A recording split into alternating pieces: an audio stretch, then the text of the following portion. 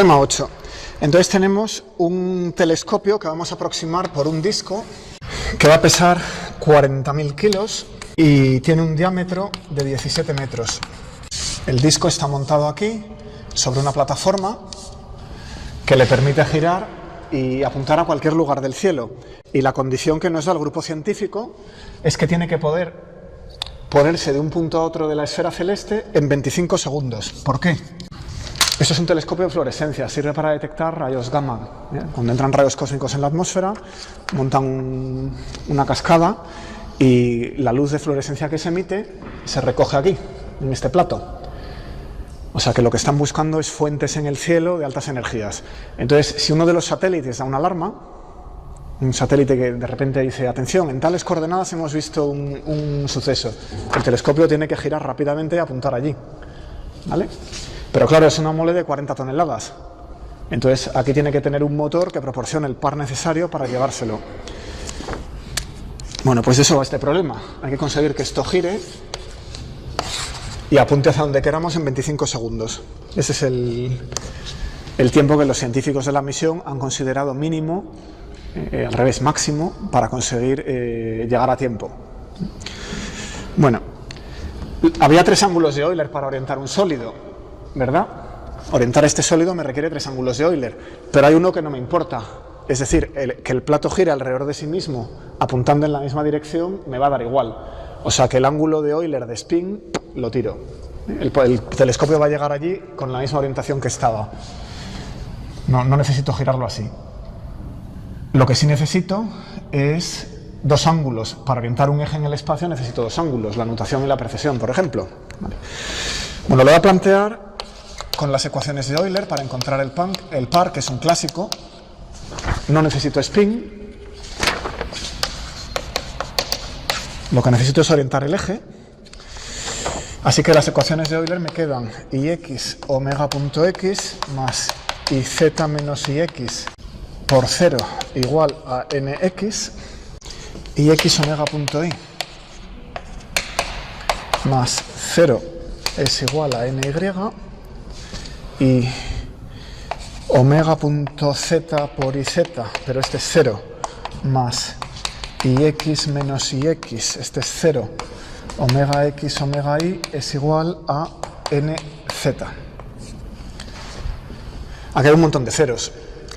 Esto es 0 porque omega z es 0, y ese también, ¿vale? Ahí entrarían omega z, omega... Esto es una y, ¿verdad? Pero como es un disco, hay 2 momentos de inercia que son iguales. Y x es igual a y.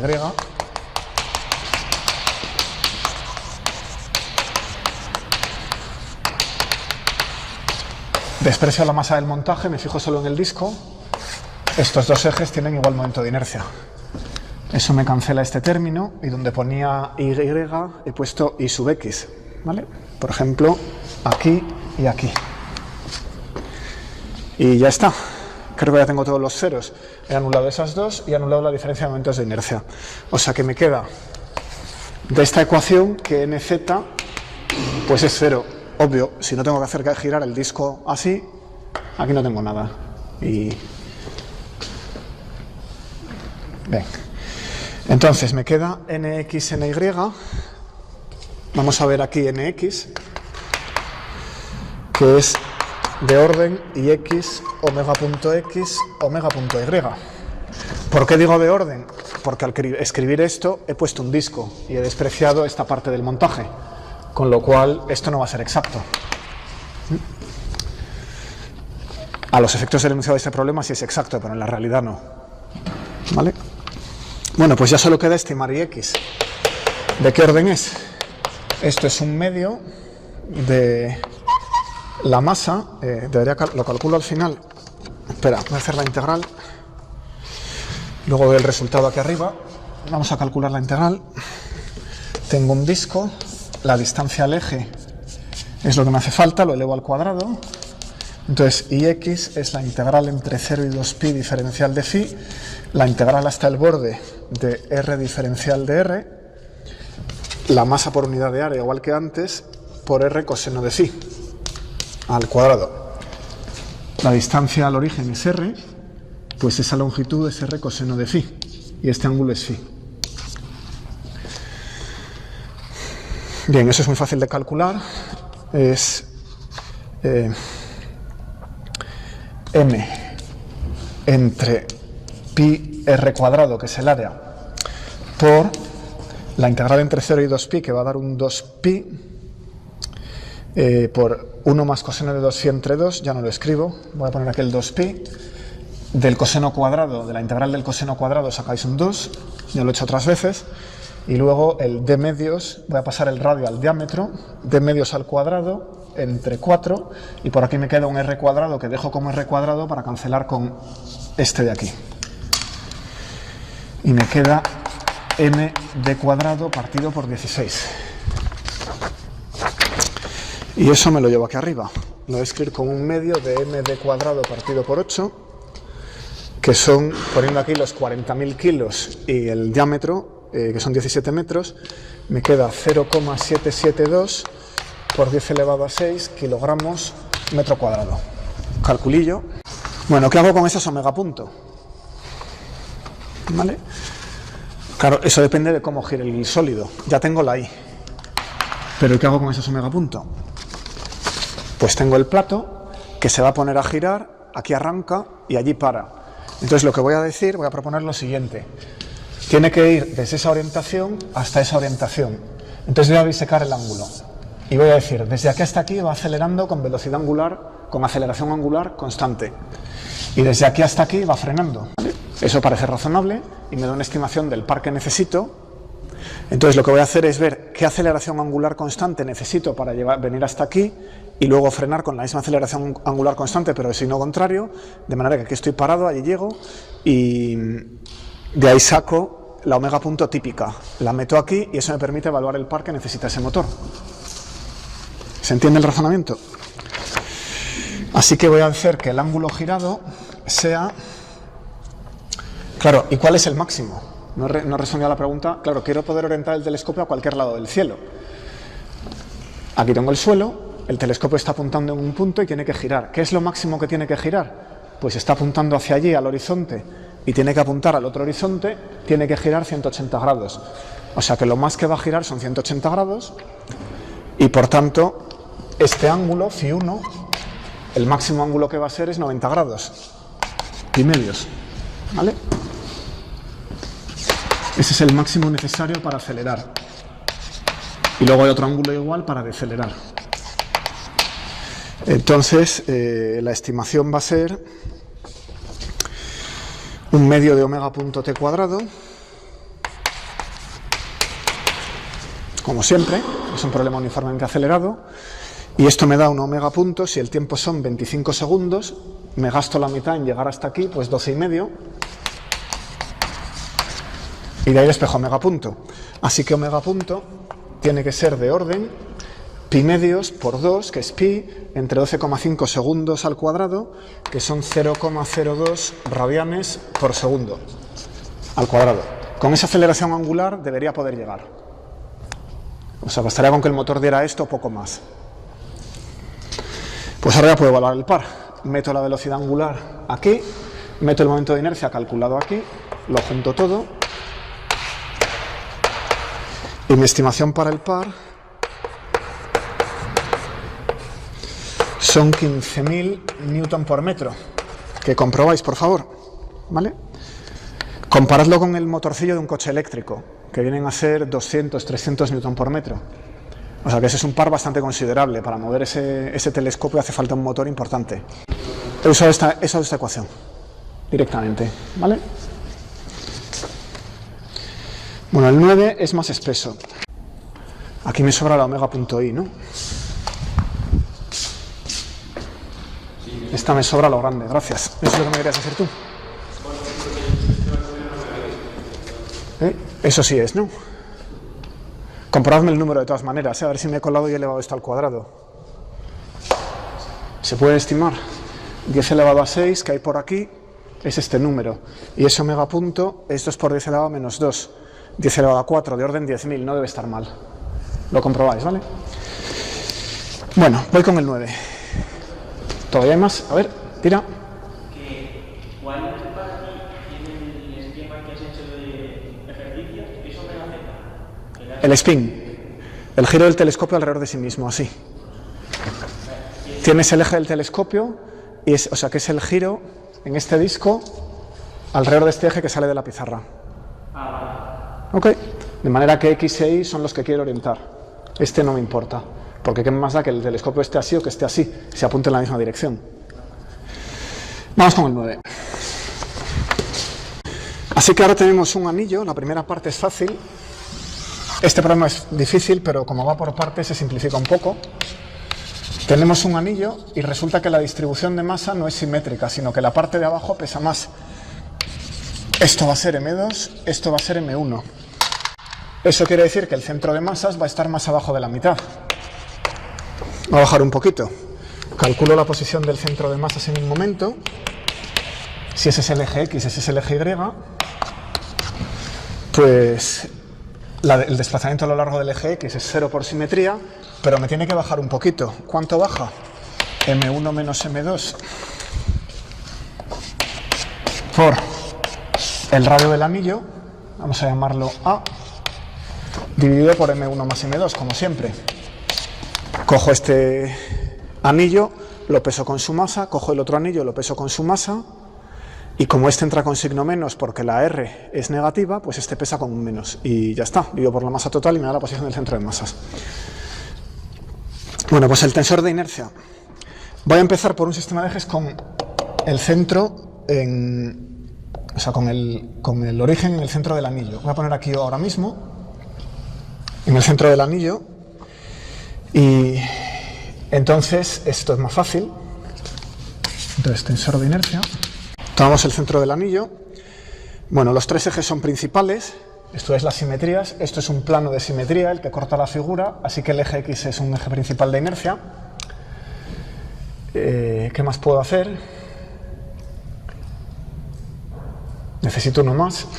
Claro, tenemos otro plano de simetría que es el plano del anillo. El plano XY también es de simetría. Tengo este, es de simetría, así que el eje Z que sale de la pizarra es un eje principal de inercia, y tengo el que biseca.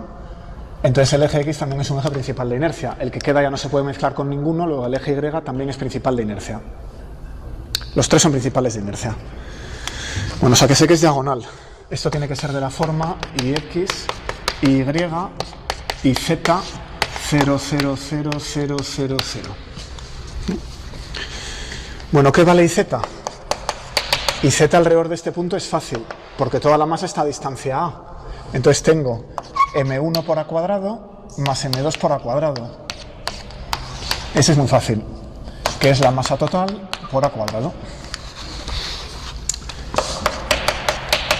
Y X es más difícil. Tengo que calcular una integral. Voy a integrar de 0 a pi, diferencial de phi, la masa por unidad de ángulo, que es la masa del primer anillo dividida por pi. Esto es diferencial de m respecto de phi. Y luego tengo la distancia al eje. Como es el eje X, la distancia es a seno de phi. Es la y al cuadrado. Eso es el primer anillo. Ahora sumo el segundo. De pi a 2pi, diferencial de phi, m2 entre pi, por a coseno de phi. No, por a seno de phi. Es el eje X. A seno de phi y todo al cuadrado. Pensadlo un microsegundo. Si calculáis las dos integrales, pues resulta m1 más m2 partido por 2 a cuadrado. ¿Vale? Bueno, igualmente puedo calcular el y. Ya tengo el momento de inercia alrededor de este eje. ¿Cómo consigo el momento de inercia alrededor de este otro? Pues es una integral parecida. Tengo que partir el anillo en dos, de 0 a pi diferencial de phi, m1 entre pi, pero ahora, como es el eje y, la distancia es la x, así que pongo el coseno de phi al cuadrado, más la integral entre pi 2pi, diferencial de phi, m2 entre pi, por a coseno de phi al cuadrado. Recalculáis y adivina qué, da lo mismo, m1 más m2 partido por 2 a cuadrado. Fantástico.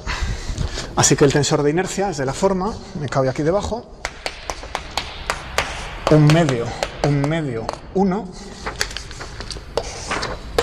por m a cuadrado, con m igual a m1 más m2, la masa del anillo. Bueno, Así que da igual cómo se reparta la masa en este anillo mientras mantenga esa simetría. Es decir, solo depende de la masa total, no depende de M1 y M2 separadamente. Este problema lo ha inspirado el tambor de la lavadora. Mirando la lavadora tienes un tambor en el que cuando la velocidad angular es pequeña, la ropa está acumulada en la parte de abajo. Bueno, pues vamos a construir eso. El tambor de la lavadora es un cilindro, así que ahora voy a extender ese anillo a un cilindro, en el que tengo una densidad de masa mayor en la parte de abajo. ¿Vale? Bueno, de nuevo, respecto al centro geométrico, tengo un tensor de inercia diagonal, porque la simetría es la misma. Sigo teniendo aquí dos planos de simetría, ¿vale? Uno que corta paralelo a la tapa y otro que biseca, ¿no? Entonces,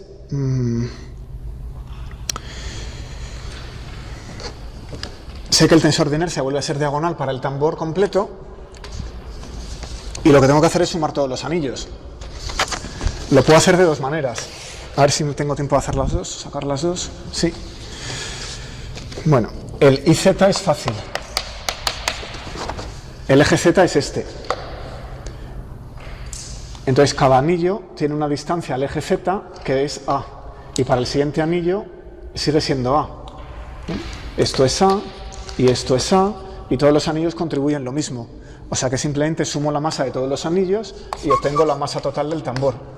Sigue siendo MA cuadrado. Excepto que esta M es la del tambor, mientras que esta de aquí era la de cada anillo. Pero todos suman y contribuyen lo mismo. Todos están a igual distancia del eje. ¿Vale? El IX y el Y ya no son tan fáciles. Va a haber que calcular. Vamos a plantearlo. IX es igual a la masa de la parte de abajo, dividida por pi L. Antes dividía por pi, que era el ángulo. Ahora divido por el ángulo y la Z. Vamos a llamar L a la longitud del tambor. ¿Vale? O sea que esa es la masa por unidad de ángulo girado phi y de Z a lo largo del tambor. Y ahora tengo, si queréis lo escribo, densidad. La densidad correspondiente es una densidad entre comillas, porque es por unidad de ángulo y longitud, es una densidad lineal dimensionalmente. Es el diferencial de masa por unidad de ángulo y de Z. En coordenadas cilíndricas falta la R. Bien, entonces, Ix es esta cantidad por la integral entre 0 y pi, diferencial de phi, por la integral entre menos L medios y más L medios, diferencial de Z, de y cuadrado más z cuadrado, que es la distancia al cuadrado al eje X, más una contribución igual cambiando la X por la Y, la M1 por la M2, no, M1 por M2. Sigue siendo el eje X, eso es la contribución de la parte de abajo del tambor y falta la contribución de la parte de arriba. Es igual que esto, había dos integrales, y la integral resulta ser igual excepto que he cambiado las masas. Total, que si hacéis esta cuenta, Ix sale M1 más M2 partido por 2 a cuadrado más L cuadrado partido por 6. Si planteáis la Y, ¿qué es lo que cambia? Pues esta Y pasa a ser una X y esta M2 pasa a ser... Sigue siendo lo mismo, esta es lo mismo. M2, hay dos trozos, uno con M2 y uno con M1. O sea que basta con cambiar esa Y por una X. Entre integrar el coseno cuadrado y el seno cuadrado va a dar igual. O sea que este sale lo mismo. Es M medios, la masa total, igual que aquí, partido por 2, a cuadrado más L cuadrado sextos. Como esto es simétrico bajo intercambio del M1 y el M2, va a dar igual. Y el coseno de phi va al seno de phi, no hay nada. O sea que es lo mismo. Vuelve a ser un trompo simétrico.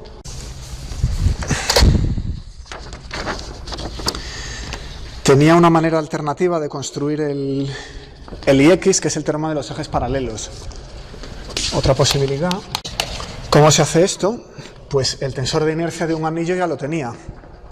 Y para construir el tambor, lo único que estoy haciendo es poner el anillo en distintas posiciones. O sea que puedo usar el teorema de los ejes paralelos. Voy a decir que Ix a distancia c del tambor, del centro,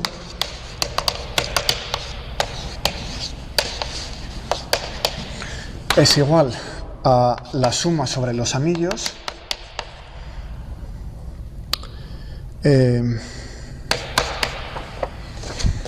esto no me está gustando.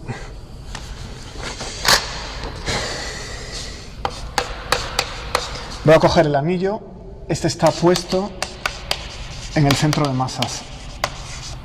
No en el centro de masas, sí, bueno, es un plano que pasa por el centro de masas. El eje X pasa por el centro de masas, pero lo que me interesa es que pasa por el origen, que es en el centro del cilindro. O sea que este eje Y X está puesto en el centro del cilindro.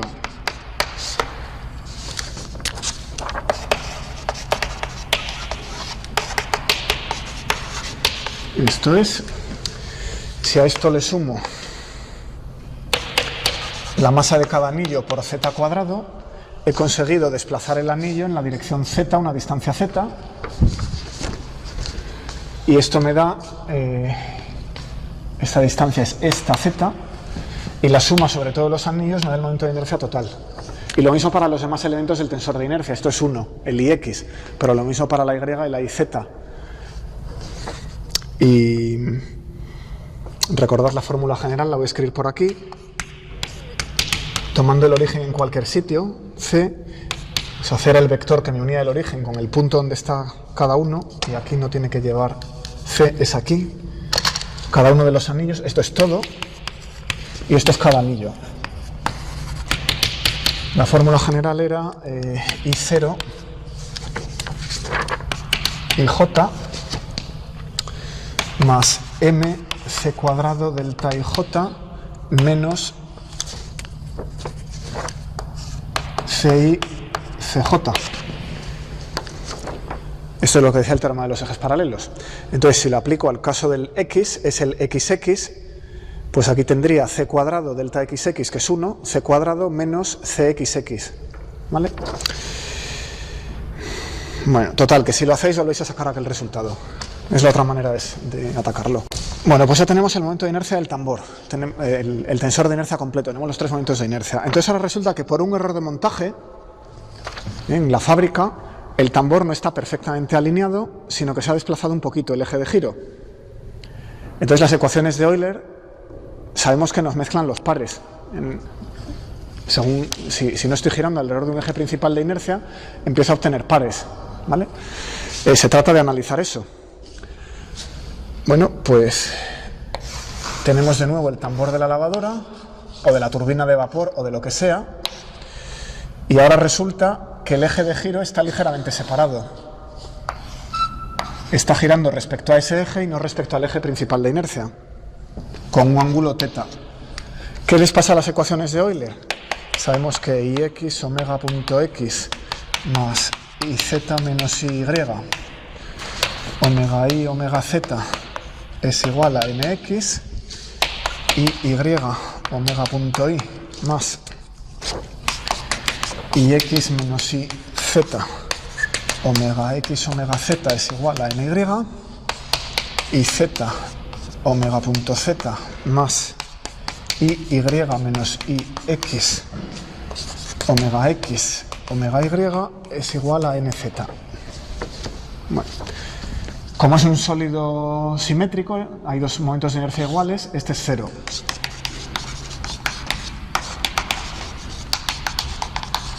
Trompo simétrico. ¿Qué sé de los otros? Pues dependerá de la omega. Entonces voy a analizar aquí un momentito la omega.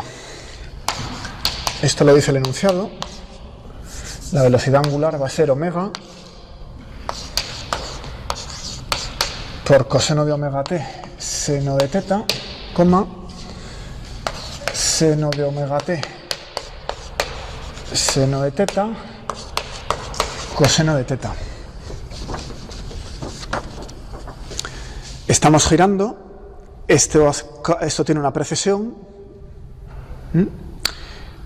el spin es alrededor de este eje, pero eso no es un eje principal. Entonces realizo una precesión alrededor del eje principal, que es el horizontal en esta figura. Ese es el giro de spin, que es el rápido, estamos centrifugando a gran velocidad, pero además hay un giro lento de ese eje, una precesión, alrededor del eje principal de inercia, porque hemos visto antes que si el giro no es alrededor de un eje principal de inercia, no puede tener omega constante. esa afirmación que omega no puede ser constante está aquí metida. Ese coseno de omega t y seno de omega t están dando como el eje gira alrededor del principal. Eso es la precesión. Omega mayúscula ya la conocemos. ¿Qué voy a ir haciendo? Bueno, voy a pedir que omega z sea constante. Yo quiero que la lavadora centrifuga tantas revoluciones, entonces voy a pedir que esa omega z sea constante, que es esta, aproximadamente es igual a esta, instantáneamente, ¿no? Como eso es constante, este término no está. Entonces, este par es 0. Los pares vienen en los ejes perpendiculares al de giro del tambor. Vamos a estudiar las dos ecuaciones que quedan. Voy a dividir la primera por ix y queda iz entre ix menos 1. Recordemos que ix es igual a y. Estos dos son iguales porque es un trompo simétrico. Esto es omega y, omega z igual a nx entre ix, omega.y más 1 menos iz entre ix, omega x, omega z es igual a my entre ix. La omega la tengo aquí puesta, o sea que omega x sale de aquí, omega y sale de aquí. Esas dos cosas van a venir aquí. Una lleva el coseno y otra el seno.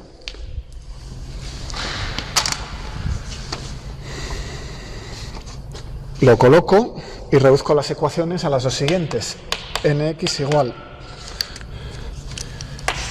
seno de omega mayúscula t, seno de teta omega cuadrado, menos ix, más iz menos ix coseno de teta. Esa teta es el error en el ángulo de montaje, que debería ser 0. Si fuera 0, si la lavadora estuviera bien montada y girara alrededor de un eje principal, el seno se anularía, teta igual a 0. Entonces el par sería 0. Así queda. Esas son las dos ecuaciones para el par. ¿Qué vale el ángulo de precesión? La velocidad angular de precesión, la omega mayúscula. Eso no lo he pensado. Porque si sustituyo esa ecuación allí, me queda la omega mayúscula y la omega minúscula.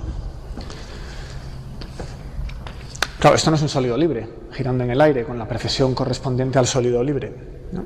Esto está forzado a girar con velocidad angular omega. Entonces, si esto está girando así con velocidad angular omega, resulta que este eje está girando alrededor del otro con velocidad angular igual. Pensad en la geometría un momento, ¿vale? Estoy girando, es decir, intento meterle un movimiento de giro de velocidad angular omega minúscula y claro, eso obliga a este eje a girar alrededor del otro. O sea que en este caso la omega mayúscula resulta ser igual a la omega minúscula. Sustituyo ahí y ya saco los números. Valores típicos. Voy a poner una masa de 10 kilos, 1500 revoluciones por minuto de frecuencia en hercios, ¿no? O sea, esto lo tengo que convertir a hercios y luego a radianes por segundo, con lo cual la frecuencia angular es la velocidad angular es 157 radianes por segundo. El tambor pues puede tener una longitud de 40 centímetros, 0,4 metros, un radio de 25, 0,25 metros. Y ya no necesito nada más, meto todo eso aquí, los momentos de inercia ya los tenía, sustituyo esto y me están saliendo 230 newton por metro de par. Eso es el módulo de n. Al tomar el módulo, este seno y este coseno se van, ¿verdad?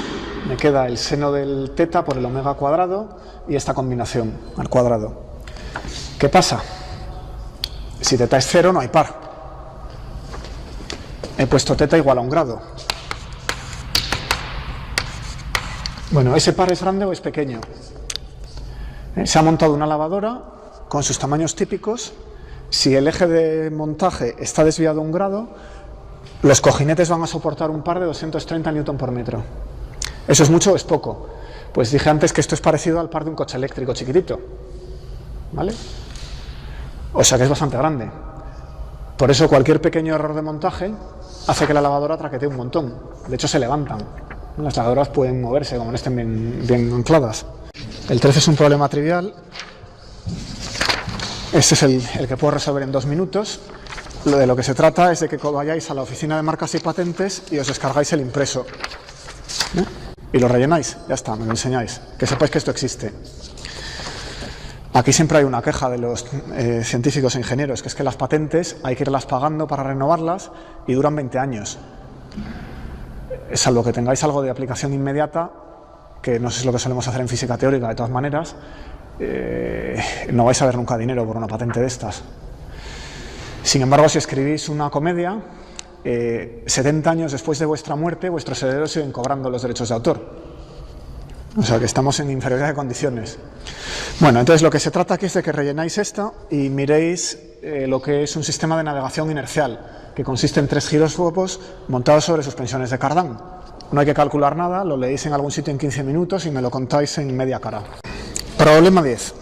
Una sonda con masa 10 toneladas aterriza en un punto de latitud 45 sobre un asteroide verticalmente en el sistema de referencia de este. El asteroide es esférico, tiene de radio 100 metros, periodo de rotación 1 hora y densidad 5 gramos por centímetro cúbico.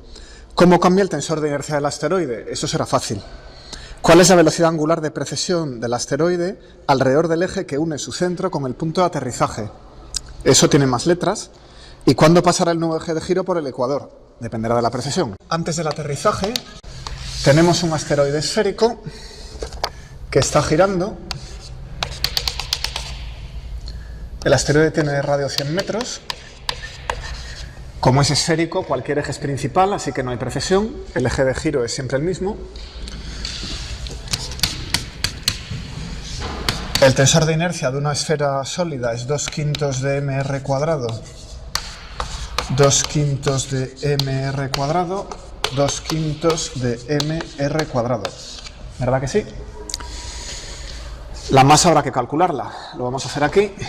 Tenemos la densidad, que son 5 gramos por centímetro cúbico, y nada, multiplicamos por 4/3 de pi r cubo, que son los 100 metros, resultando en 2,094 por 10 elevado a 10 kilogramos.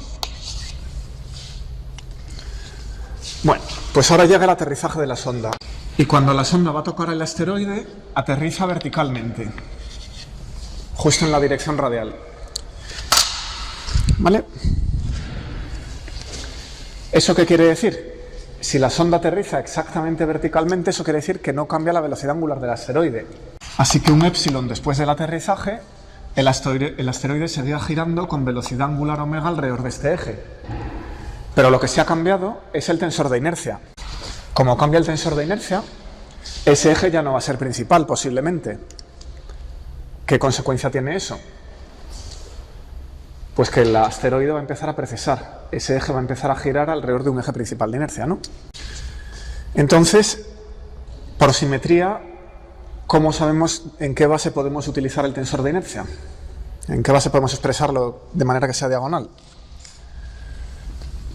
Pues claramente el eje que pasa exactamente por la sonda y por el centro tiene que ser de simetría. Este eje. Hay tanta materia de un lado como de otro y es de revolución, ¿no? O sea que este es un eje principal. Eso quiere decir que los otros dos van a estar en el plano perpendicular. En ese plano tiene que haber otros dos ejes. Y como son todos equivalentes, porque nada distingue, sigue habiendo simetría perfecta de revolución alrededor de este eje, nada distingue los ejes en este plano, podemos coger dos cualesquiera siempre que sean perpendiculares. Bueno, pues vamos a poner el tensor de inercia en la nueva base, en la que tomamos dos ejes en el plano perpendicular y uno de los ejes es el que pasa por la masa que ha aterrizado en el asteroide, lo que cambia la esfera, rompe la simetría esférica, y por el centro, que es eje principal. Vamos a llamar a este el eje Z'. Inicialmente el eje Z era este mismo. Bueno, pues ¿cómo es el momento de inercia por Z'? Tiene que ser idéntico a IZ. Es aquel 2/5 de mr cuadrado. ¿Por qué? Porque la nueva masa que hemos puesto en la esfera está sobre el eje, así que su distancia al eje es 0. mr cuadrado es 0, no contribuye nada al momento de inercia. De manera que este no ha cambiado. Pero estos otros sí. En este plano, la distancia perpendicular desde la sonda hasta el eje, cualquiera de los ejes en este plano, es precisamente r. Así que los elementos x e y van a cambiar 2/5 de mr cuadrado más m pequeñita, que es la masa de la sonda, r cuadrado, y este lo mismo, 2/5 de m mayúscula, la del asteroide, r cuadrado, más m minúscula, r cuadrado, 0 fuera de la diagonal. Así que ese es el nuevo tensor de inercia. Bueno, tenemos es un trompo simétrico, hay un eje que es distinguible, que es este de aquí, los otros dos son iguales, así que es un trompo simétrico. Ya no es un trompo esférico, porque la nueva masa que le hemos colocado rompe la simetría. Ese trompo simétrico ha empezado girando en torno a un eje que no es principal de inercia, por tanto va a precesar. Y la frecuencia angular de precesión ya la conocemos de la teoría del trompo simétrico. Recordemos las ecuaciones de Euler. Es un trompo simétrico libre. Y las ecuaciones de Euler decían que omega x más c menos a, aquí habría una a, pero dejadme dividir la ecuación por a, ¿vale? Omega z, omega i igual 0, como es libre, no hay par en el lado derecho de las ecuaciones de Euler. Este lado derecho era el par, recordemos, esto venía de estar en el sistema del cuerpo, o sea que teníamos un omega por L, y esto venía de omega punto, ¿verdad? L punto en el sistema de los ejes principales de inercia. Esto venía de L punto. Bueno, la segunda ecuación de Euler pues es igual, como el trompo es simétrico, B es igual a A, ya pongo A directamente. Eso es un recordatorio. Y omega z era constante. Porque el par es 0 y B es igual a A. Luego el trozo que saldría aquí era 0. Esto lo resolvimos en su día. Y lo que me interesa ahora es que este par, omega.x, omega.y, con omega y, omega x, era un sistema de dos ecuaciones lineal que daba un oscilador armónico en dos dimensiones.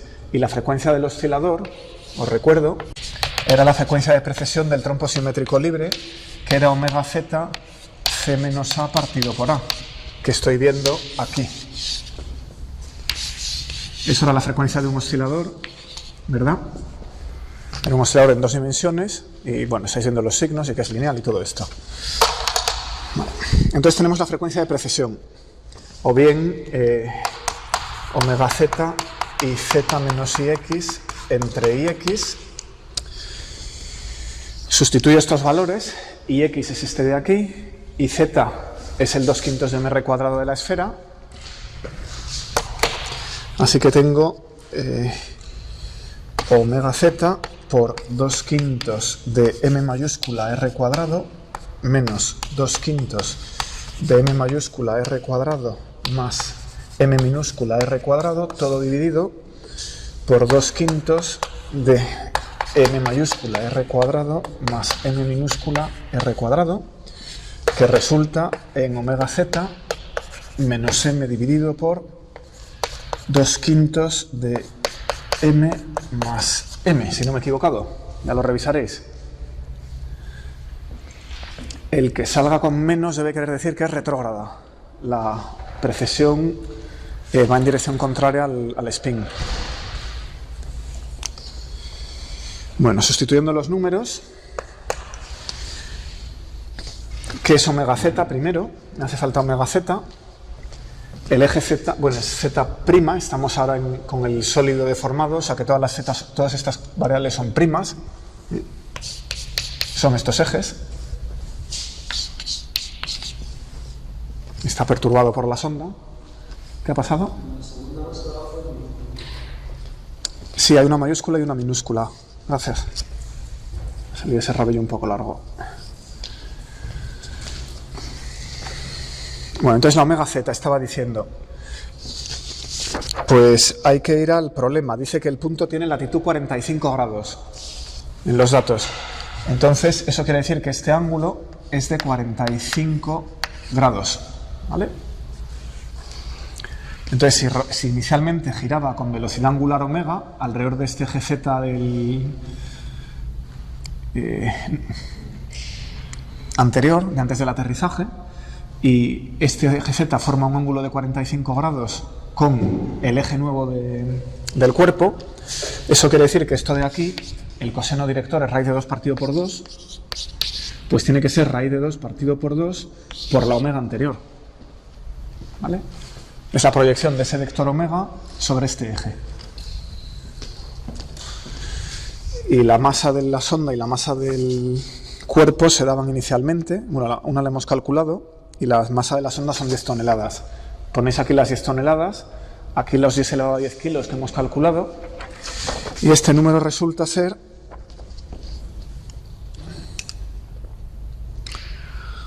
1,48 por 10 elevado a menos 9 radianes por segundo. Es la frecuencia de precesión. A comparar con la omega inicial, esto decía que el periodo de rotación era 1 hora. Entonces, si el periodo de rotación inicialmente era 1 hora, la omega eran 1,75 por 10 elevado a menos 3 radianes por segundo.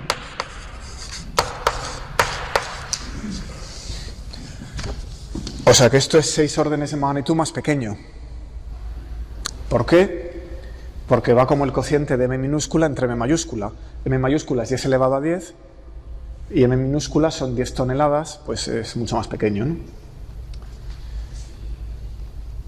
Son 10 elevado a 4 kilogramos y aquí tenemos 10 elevado a 10 kilogramos. O sea, 6 órdenes de magnitud que explican esta diferencia, S-9 contra S-3. Bueno, ¿hay preguntas hasta este punto? No hay preguntas, entonces ya sabemos que este eje está precesando. Si este giraba así, pues la precesión es en sentido contrario y es 1.000.000 de veces más lenta angularmente, ¿vale? Es un eje que forma 45 grados con el eje principal de inercia y unas veces el asteroide está girando respecto a este punto, otras veces respecto a este punto, otras veces respecto a este. Eventualmente los 45 grados se han tumbado y ha llegado al ecuador y resulta que el asteroide está girando respecto a un eje que pasa por el ecuador. O sea que el polo norte antiguo se ha ido al ecuador, ¿vale? Bueno, pues esa es la última pregunta. ¿Cuánto tarda el eje principal de inercia en moverse de aquí a aquí? Y me cabe en esta esquinita. El ángulo de precesión lo llamábamos phi. Para que phi sea pi, ¿por qué es pi? Porque ha dado media vuelta, luego va el eje de giro ha dado aquí media vuelta y luego tiene que volar por el otro lado. O sea que ha completado la mitad de una circunferencia, ¿vale? Cuando el eje está en el ecuador. Así que el ángulo de precesión es pi. Eso quiere decir que el tiempo tiene que ser pi entre omega. La omega de precesión está allí. Calculo esto y salen 2,13 por 10 elevado a 9 segundos. Y si lo convierto a años, son 67 años y medio terrestres.